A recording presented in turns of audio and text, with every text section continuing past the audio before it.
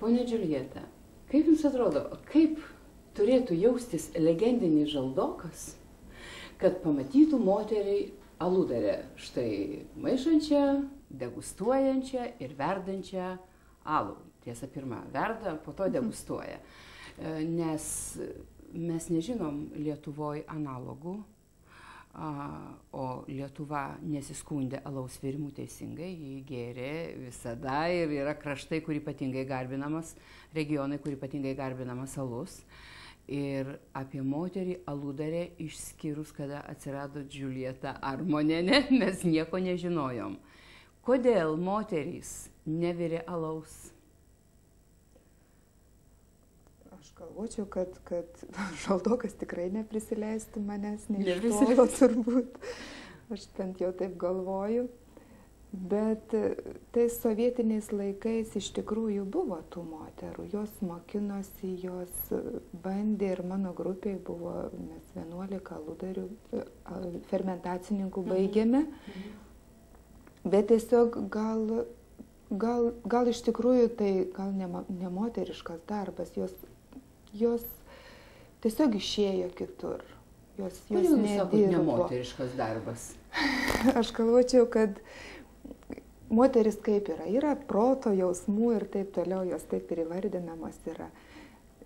Ir tai yra sunkus darbas, iš tikrųjų tai yra sunkus darbas ir tais laikais, kai aš baigiau, ypatingai buvo sunku, kadangi alus su alkoholiu, kas buvo surišta, tai būdavo mažiausiai tai kreipiama dėmesio ir žmonės dirbo ne patys geriausi, kadangi galėjo čia ir to alaus paragauti, ir tą alų išgerti, ir jau į darbo pabaigą jie būdavo apgirtę, skersi, ir iš tikrųjų buvo gana sudėtingi laikai, ir galbūt ta situacija jau kardinaliai pasikeitė ir požiūris, ir galbūt alaus pramonė geriausiai atsistojo Lietuvoje, greičiausiai atsistojo ir parodė, kad galima tą gėrimą padaryti labai gerą ir taurų, ir kad jį gers žmonės mėgautis, o ne prisigert. Ir iš tikrųjų išliko toj srity daugiausia vyrai. Ir tų moterų iš tikrųjų nedaug paskui ir liko ir dirbo, bet buvo tai sovietiniais laikais ir dabar ir Rusijoje, kaip aš sakiau, yra moterų, tik labai sunku rasti vakaruose jau. Jūs pasakėte tokius žodžius, kad kažkada tai ne patys geriausi žmonės, kadangi vertinimo kriterijai buvo kiti, ne patys geriausi žmonės virė alų. Tai kokie žmonės turi virti alų? Ar jis turi turėti kažkokių ypatingų savybių, kad alus būtų geras? Taip. Taip, pirmiausia, kodėl žmonės buvo ne patys geriausi, todėl, kad buvo patys žemiausi darbo užmokesčiai. Visoje maisto pramoniai aluje buvo. O iš tikrųjų, kad padaryti gerą alų, reikia pirmiausia žinių, reikia atsidavimo. Tai yra ne taip, kad tu šiandien išvirė ir šiandien yra rezultatas. Rezultatas būna greičiausiai po 15-20 dienų. Tu gali pamatyti tą rezultatą ir jūs įsivaizduokit, jeigu vienoj grandy jį sugadintų. Tai reiškia, to rezultato nebėra. Tai reiškia, kiekvienoj grandy, pradedant virimu, einant toliau fermentacija, išlaikymo procesas, filtracija, visur turi būti žmonės kvalifikuoti, labai gerai žinantis, ką jie daro, kodėl daro ir kad būtent tos užduotis, kurias aš ten surašiau, kurias jie turi vykdyti. Ir jeigu jie jų nepadarys, o jie gali padaryti tik tada, kai supranta, ką jie daro. Nes dabar įranga sudėtinga yra viskas ir tokios galimybės tiesiog atsirado, kad galima padaryti su žiniom, su geru atsinešimu į darbą. Tai va, čia prasideda alaus gamyba. Tai yra dvi pilnai automatizuotos alaus linijos. Vienu metu mes galime virti dvi skirtingas rūšis. Tai yra 2 užmaišymo katilai, 2 filtracijos, 2 virimo katilai. Ir gaminame mes dabar 7 rūšis ir 1 rūšį pagal licenciją. Tai čia reiškia verda. Šičia prasideda. Bet atrodo, tai labai nedidelės talpos. O čia ką, daug alaus išverda? Taip. Išverdam iš vieno užmaišymo.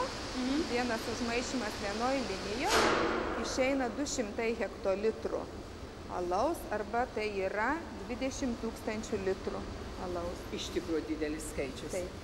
Žinot, man maga jūsų paklausti vieno dalyko. Nežinau, čia kiti žmonės gal išmano visą šitai, o aš kažkaip man toks labai paslaptingas dalykas yra degustacija.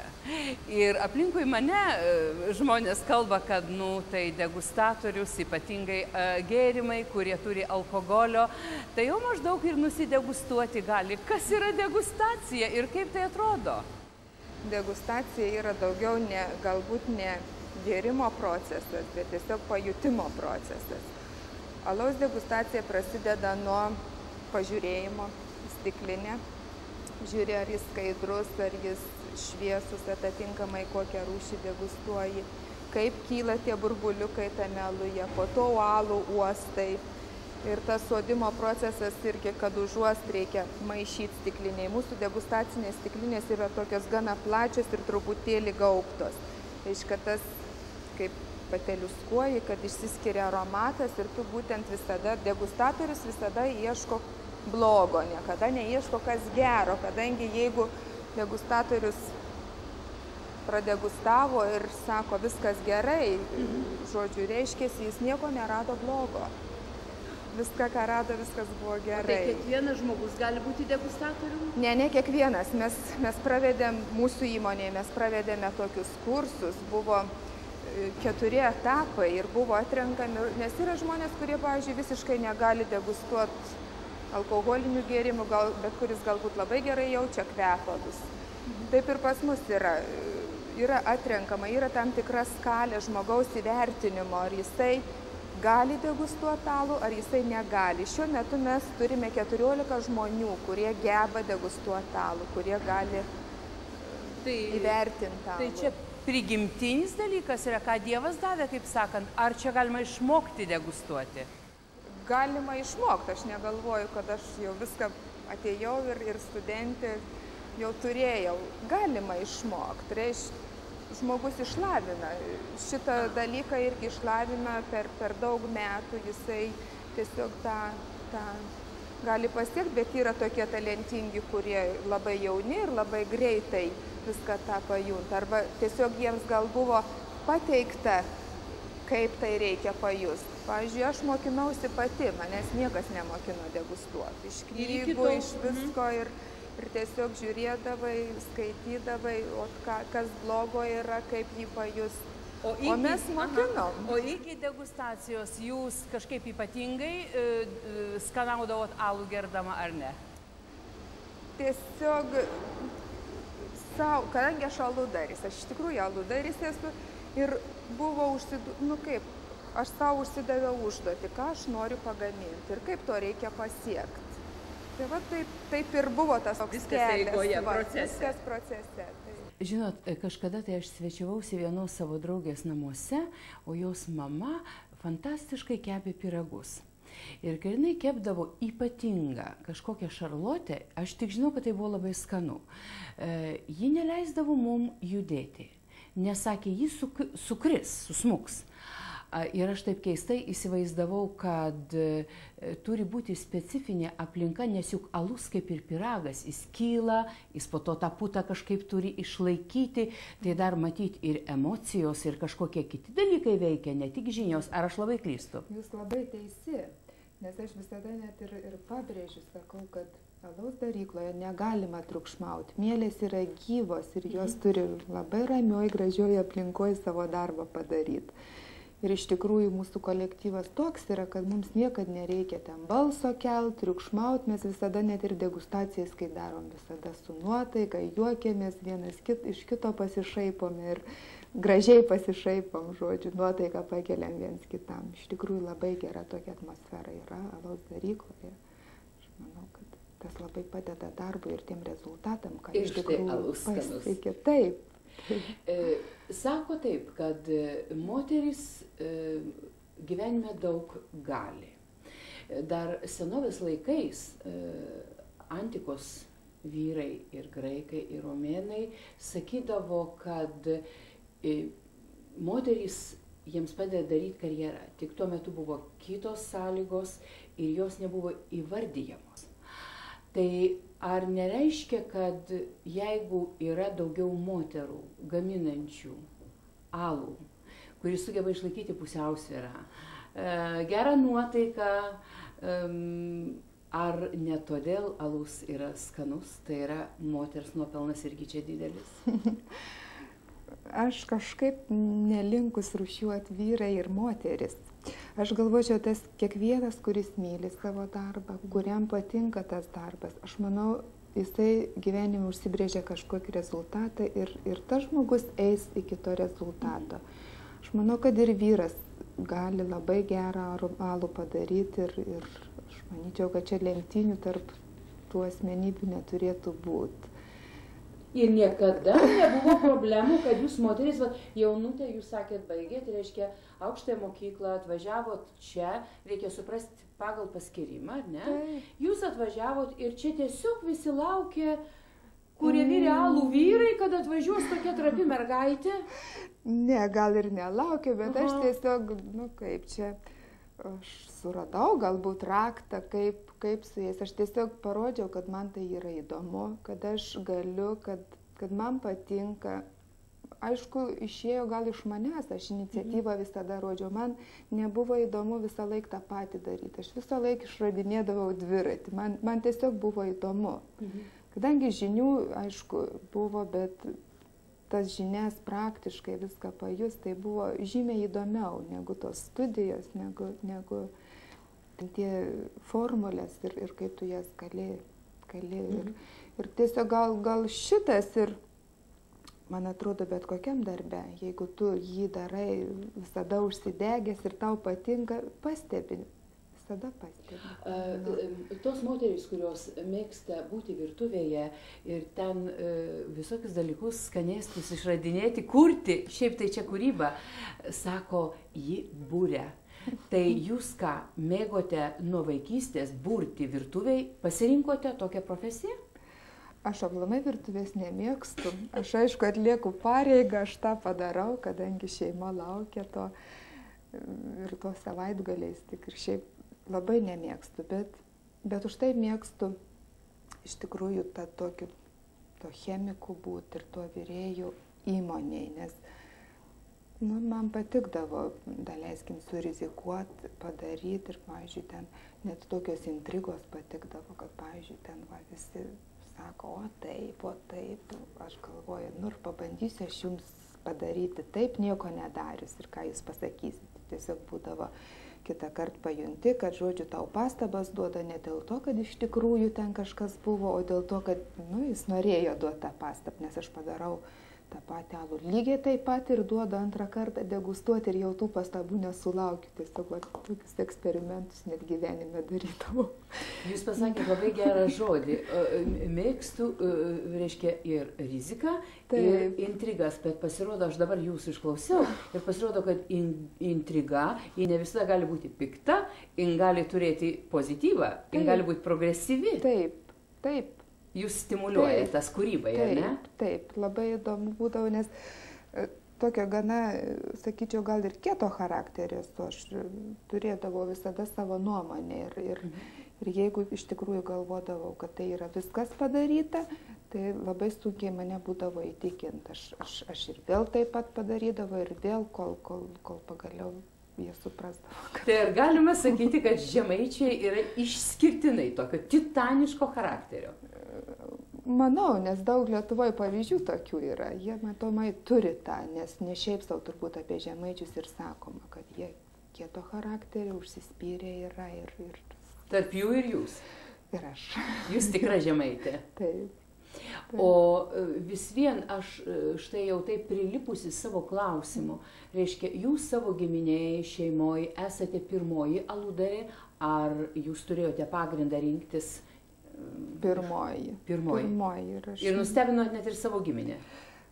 Kaip tėvus ypatingai nustebinau, nes iš tikrųjų gal ir jie šiek tiek ir tą specialybę pasirenkant, nors jau taip aš ne visai užtikrinta važiavau ir stoti ir išvažiavau mamai, sakiau, nežinau, ar aš vis dėlto į politechniką stosiu ar į mediciną. Taip išvažiavau tokį. Ir kažkas gavosi. Neapsisprendus nuo galutinai. Reiškia, gėrimas sveikiems žmonėms, bet dėl sveikatos, jeigu nepergeria, ar ne? Alus yra gerti sveika, sako. Šiaip taip, visi B grupės vitaminai yra aluje. O B grupės vitaminai tai ir yra žmogaus nuotaika, žmogaus nervų sistema, žmogaus apetitas. Viskas. Ar jums kada nors teko nuo savo produkto taip šiek tiek, tarkime, apsvaigti studijų metu ar dar kada nors? Ne. Niekada? Ne. Tokio pojūčio jūs neturit. Jūs tiesiog jį degustuodavot kaip skanų dalyką. Šiaip tai aš jį gal daugiau degustuot pradėjau dirbdama. Tik tai. Aš net ir studentė, gal tada Lietuvoje ir nebuvo gero alaus dar. Jisai buvo nelabai jau toks geras ir nelabai su geru įvaizdžiu iš tikrųjų. Ir mano darbo pradžia irgi tai nebuvo geras gėrimas, nes viskas buvo nuo žaliavų, o to žaliavos buvo tik iš Tarybų sąjungos. Ir tikrai tada kalbėti apie alų aš būčiau neišdrįsus. Kaip apie gerą ir taurų, ir kad alų skirta linksmybėm.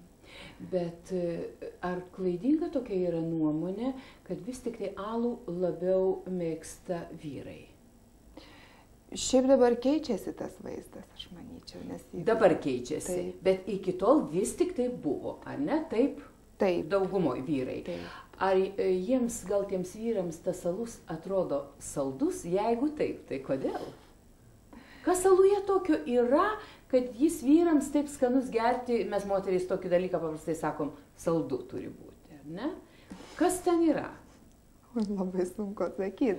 O aš girdėjau, kad apynys čia turi labai didelę reikšmę, nes tai vienas iš tų augalų, kuris turi abilitis, ar ne? Taip. Ar aš ką nors netaip? Ir aluje yra naudojami tik moteriški spurgai. Moteriškis? Taip. Nu tai man atrodo, kad čia ir yra visa paslaptis. Galbūt. Galbūt tai yra atsakymas, iš tikrųjų yra naudojami tik moteriški spurgai. Jo. Pasižymė savybėm visom apynio, kur. Geresnėm negu vyriški. Na, ačiū Dievui, nors kur nors moterys reiškia taip jau. Jūsų gyvenime viskas taip tvarkingai buvo iš eilės. Jūs baigėt mokyklą, išvažiavot į aukštąją mokyklą, nu kad ir ne mediciną, bet vis dėlto pasirinkot ir pasirodė, kad jūs pasirinkot tai, ką jūs pamilot ir gerai jaučiatės. Bet jūs dar ir mama, vadinasi, jūs ištekėjot.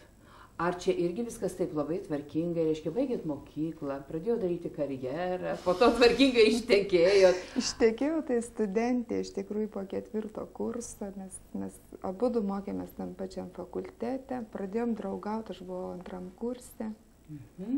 Tokia klasikinė draugystė vis tik porą metų, ne? Taip, nu, aš tai tokia pasiutus buvau, mano vyras, kai tau labai kantrus ir tokia vėjavaikė gal gyvenime buvau.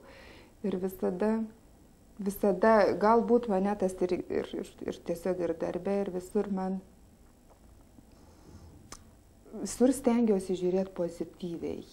Aš, kaip sako, ir pačioj blogiausioje situacijoje visada stengiausi žiūrėti kažką gero ir kad iš neišeinamų padėčių nėra.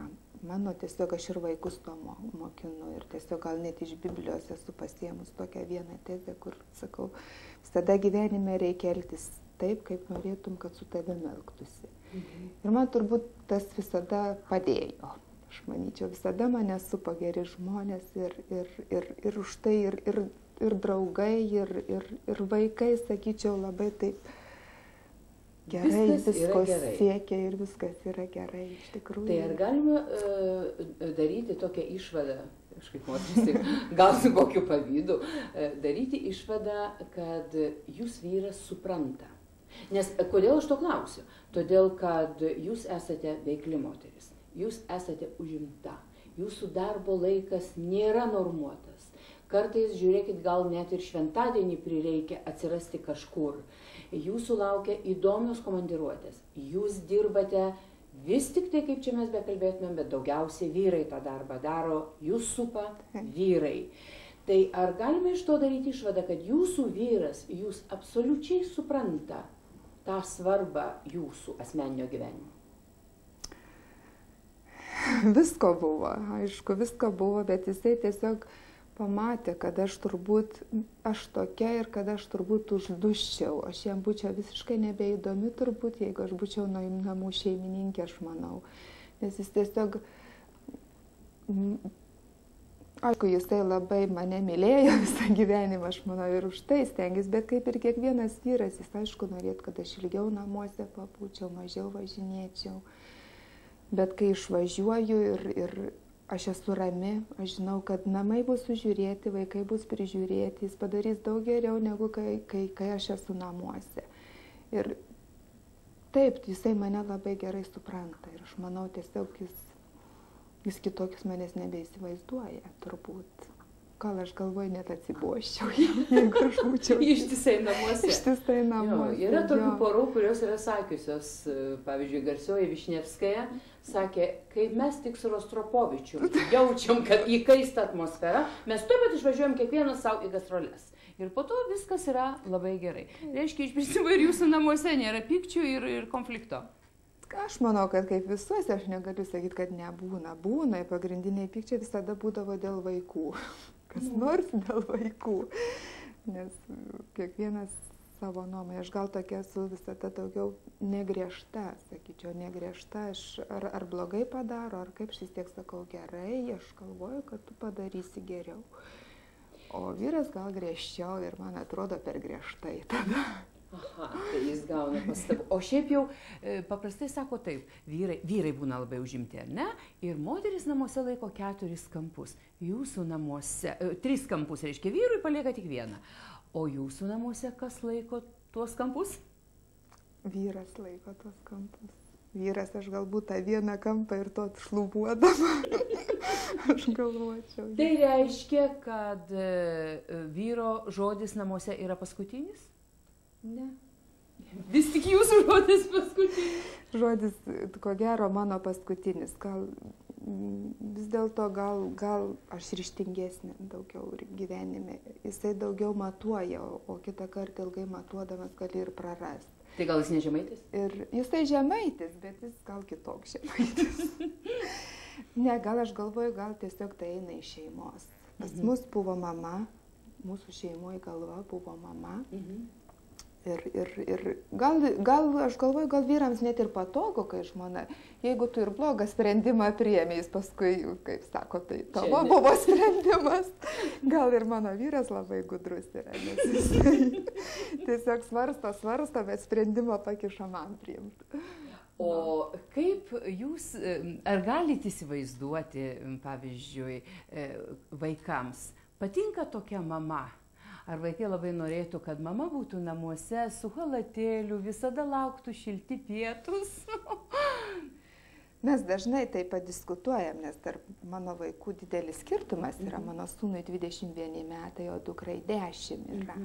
Ir, pavyzdžiui, sūnus visada sako, Eglė labiau nuskriausta, nes aš mamos daugiau turėjau. Jis iš tikrųjų turėjo daugiau, ypatingai tie pasikeitė toks tas sudėtingas gyvenimas, tais nepriklausomybės laikais vis dėlto prasidėjo. Anksčiau kažkaip būdavo paprasčiau viskas. Bent jau darbo diena buvo reglamentuota, ne? Ir ta darbo diena, jeigu jau tu ten dirbdavai ilgai po to darbo, jau liktai tavęs ir nesuprasdavo.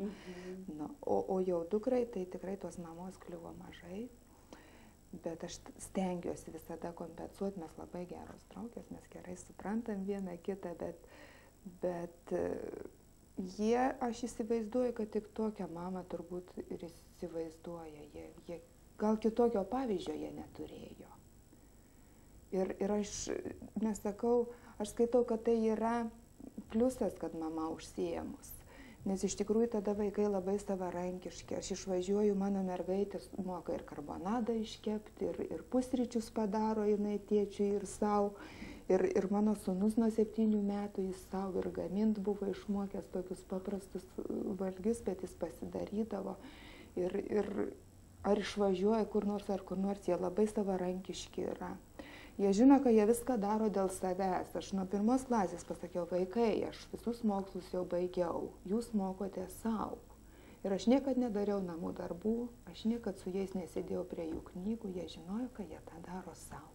Ir dabar visai neseniai mane dukra uždavė klausimą, mama, bet jeigu aš gausiu 6, ką tu sakysi?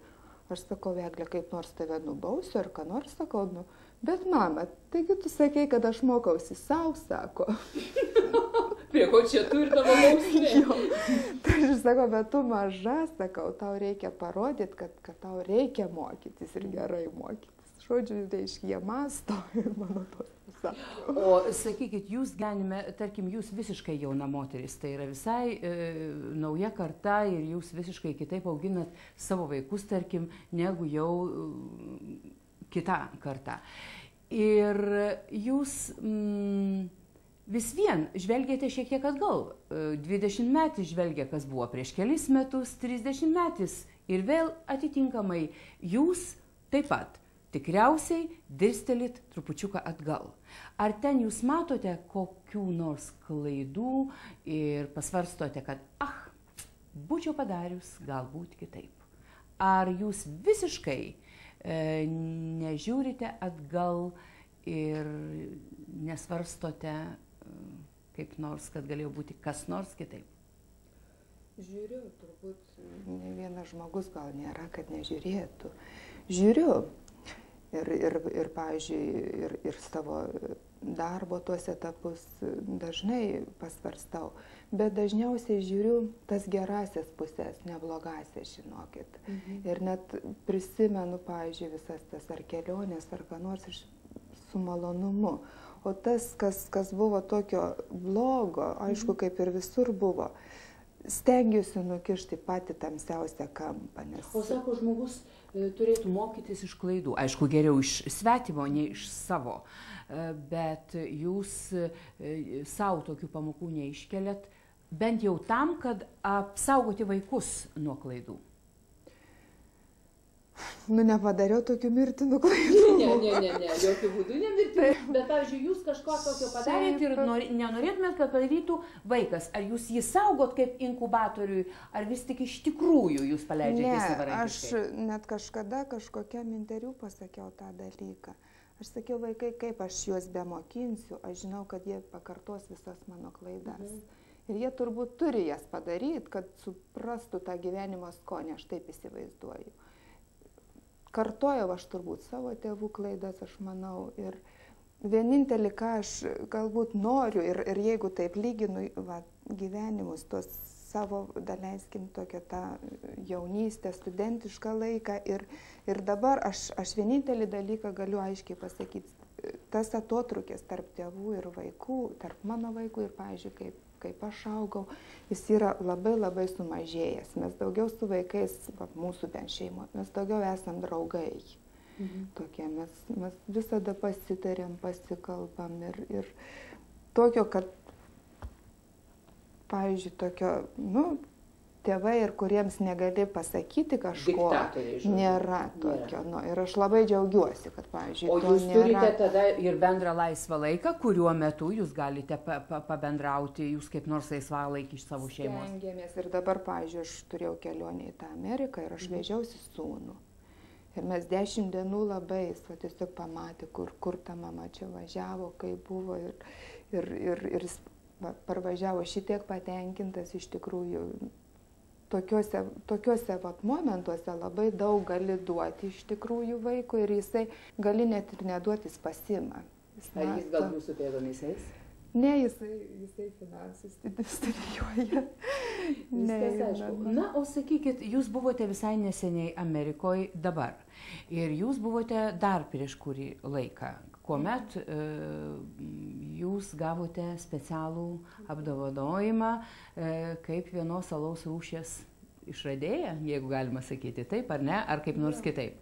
Čia buvo galbūt tokie 3 etapai. Pirmas kartas buvo 2000 metais, kai mes su Ekstra alumi laimėjome sidabro apdovanojimą. Paskui antras kartas buvo ta pati Ekstra. 2001 buvo įvertinta aukso apdovanojimu. Ir šiais metais mes gavome su Baltijos alum, kurio receptų ne aš esu sukūrus. Iš tikrųjų tai buvo Abramčiko sukurtas irgi iš mūsų universiteto ir kuris gaminamas, pasirodo dabar mes dokumentus turim, kad nuo 65 metų, bet vat, jisai būtent paaiškino mums, kad nuo 63 metų buvo pradėtas gaminti ir ta tradicija išliko iki šių dienų ir mes su šituo alum laimėjom bronzos apdovanojimą šiais metais Amerikoje. Tai čia būtų du klausimai. Aš aišku labai norėčiau paklausti apie Ameriką, bet aš paklausiu tik vieną dalyką. Pavyzdžiui, kada jūs dalyvaujate pristatyme, apdovanojime, tai yra šventiška situacija, ar ne? Ir tie, kurie ten dalyvauja, Amerikoje aš turiu minti, ir amerikiečiai tame tarpe, džiaugiasi tai, kad kažkas gavo apdovanojimą, tarkim, ne jie. Jų džiaugiasi ir kaip nekeista, to tokio pavydo ar kažkokio to tokio tikrai tenai neina pajusti. Iš tikrųjų džiaugiasi kiekvienas ir tave vertina atitinkamai ir bendraujant, kad ten tikrai nepajutau. Tai vat, aš labai norėjau tokio atsakymo, man pasisekė. Kodėl? Todėl, kad aš noriu paklausti jūsų visais apdovanojimis, kad ir su pirmoju, kur jūs autorė, moteris, Aludarė. Toks apdovanojimas prestižinis ir jūs grįžote į Lietuvą. Ar jūs pajutote tą patį nuoširdų džiaugsmą? Iš kitų, ta prasme. Ar jūs pajutote vis tik tai nemalonų nutylėjimą geriausiu atveju, ar pavydą? Aš nežinau, gal lietuviai tiesiog tokie yra, aš negalvoju, kad jie gal pavydi. Aš galvoju, mes tiesiog tokie esam, mes pamirštam ir ačiū pasakyti, mes pamirštam ir per petį gal paglostyti. Ir tiesiog, nežinau, ar tai pavydas. Aš galvoju, gal ne pavydas, gal tiesiog čia yra tas 50 metų tokio gyvenimo. Šiaip jau aš džiaugiuosi, kad jūs taip mastote ir galvojate, kad žmonės yra geresni, tik tai jie nemoka parodyti. Jums taip atrodo, ar ne? Atrodo, gal man už tai gerai. Bet jūs pati niekaip nepavadintum panašią į tą taip vadinamą santūrę, nieko nemokančią, jausmus nemokančią parodyti lietuvę. Aš nemačiau nė vienos nuotraukos, aš niekur nemačiau, kad jūs nesišypsotumėte. Kiek man teko su žmonėmis kalbėti, jie taip pat jūs žino tik tai su nuolatinė šypsena. Tai, o tik ką mes su jumis kalbėjom, kad jūs lietuvė, kad jūs žemaitė, tai jūs visai nepanaši. Tai gal jūs pasakysite, iš kur šitai yra, iš kur jūs semetės to optimizmo, gerumo, galų gale fizinių jėgų, nes jūs pačioj laidos pradžioj sakėt, kad darbas yra fiziškai labai sunkus. Aš galvoju, iš tikrųjų, aš buvau pirmas vaikas pas tėvus ir jie mane labai mylėjo. Laukė labai, ne? Labai laukiau, net ir tas vardas rodo, kad iš tikrųjų labai. Ir labai iš tikrųjų gražiai mano tėvai gyveno, tai yra pavyzdys.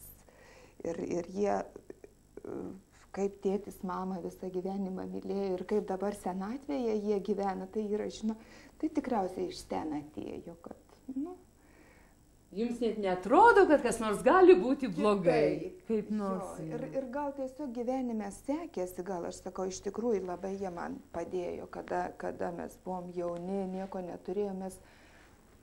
Mano sūnui buvo metai, mes nusipirkom kooperatinį butą. Tai buvo didžiulis dalykas, tai buvo, aš skaitau, tai buvo fantastiška. Bet dabar jau jūs ne kooperatinį butą turi. Dabar ar galima sakyti, kad Džiuljeta Armonienė yra turtinga moteris?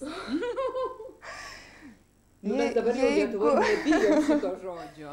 Ne, žiūrint kuo, aš esu iš tikrųjų labai turtinga. Aš turiu gerą vyrą, aš turiu 2 vaikus, aš turiu gyvus tėvus ir gražiai gyvenančius. Aš turiu labai šaunius bendradarbius, aš turiu didelį draugų ratą. Aš iš tikrųjų labai turtinga, jeigu paėmus.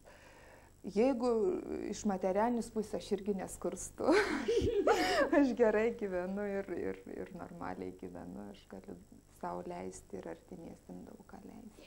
Ar jūs galėtumėte šiandien pasakyti savo kartos niurgzliams, nes jūs iš tikrųjų jauna moteris, jau nekalbant apie ten, sakykime, daug jaunesnių žmonės, kurie niurzgia ištisai, kad viskas yra blogai ir kad Lietuvoje negalima užsidirbti pinigų ir kad vos nereikia prikalti savęs prie bado stulpo. Ar galima jau Lietuvoje, rodant pastangas, užsidirbti taip, kad galėtum gyventi kaip normalus žmogus?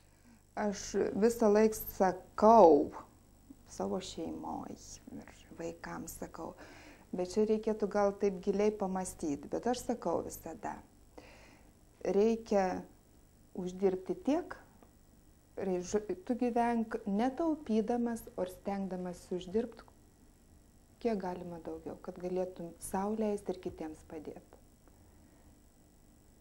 Iš tikrųjų, tai ir kaip ir varomoji jėga. Tada daug sau gali ir aišku, ir tada ir tas gyvenimas, tu nesi tas niurzglys, tu bandyk viską padaryti gyvenime. Ir man atrodo, reikia tik bandyti, o ne niurzgėti. Ką ir norėjau paklausti. Sakykit, jūs dirbate kartu su užsienio kampanijomis. Jūs daug laiko praleidžiate savo darbo reikalais kituose kraštuose, ne Lietuvoje.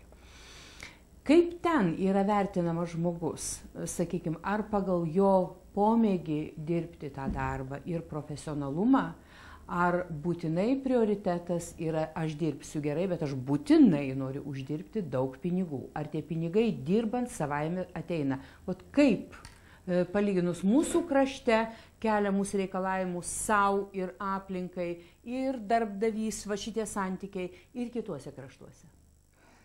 Aš galvočiau, kad viskas kartu. Ir dabar, kaip tik buvau, aš labai pakeičiau apie amerikiečius, sakau, nuomonę, nes aš turėjau partnerę, moterį, kuri sukūrė pati biznį ir 30 metų dirba. Ir iš tikrųjų dirba labai sunkiai, bet viskas kartu reikalinga. Aišku, profesionalumas yra reikalingas visam pasaulyje ir pagal tai bus ir uždirbami tie pinigai. Ant kiek tu, turėdama žinias, tobulėsi, ant kiek tu eisi į priekį, ant tiek tas tavo materialinis, kaip čia, padėtis gerės. Bet tai yra visur. Tai yra visur, kur man teko būti. Iš tikrųjų, profesionalumas, tavo noras siekti, tavo sugebėjimas labai reiškia bendravimas su kitais. Tu gali būti labai profesionalus, bet gali neturėti tos gyslelės bendrauti ir tu labai daug prarasti iš tikrųjų. Aišku, ir padėsi pinigai. Viskas turi pradžią ir turi pabaigą. Aš savo ruoštų iš tikrųjų jums norėčiau palinkėti tai, ką jūs turite išlaikyti ir tegu tik didėja. Ir tai, ką jūs laikote turtu, ir tai, ką jūs laikote savo laimę, kuri be abejo yra pagrįsta meilė ir jūsų vaikų, ir jūsų artimųjų. Bet aš visuomet prašau savo laidos herojų pasakyti ką nors tiems, kurie šį vakarą kartu su mumis buvo, ką jūs jiems galėtumėt pasakyti arba palinkėti. Ačiū pirmiausia už visus jūsų žodžius.